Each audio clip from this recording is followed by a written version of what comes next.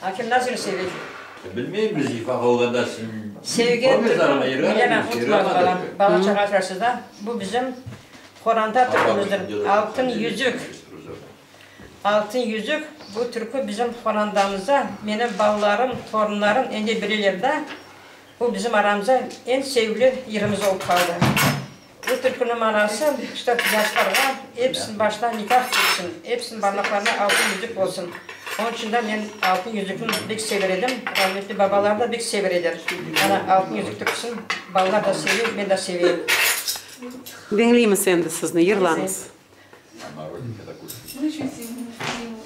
Size yırlanız. Ayver yırlap olamay onu. Sesi yok öyle. Altında yüzük kesilmez, derdim da artar eksilmez. Kundede 100.000 tanesini korsam, biri de sana benzemez. Kundede 100.000 tanesini korsam, biri de sana benzemez. Almadır senin yavruğun, mor mudur senin yavruğun? Oynamaysın, hiç gülmeysin, yok mudur senin sağlığın?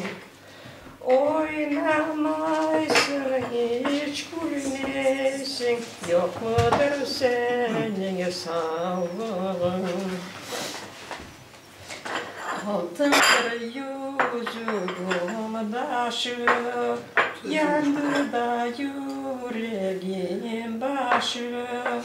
Yaktı da benim yandırdı, şu ailenin bir yaşı.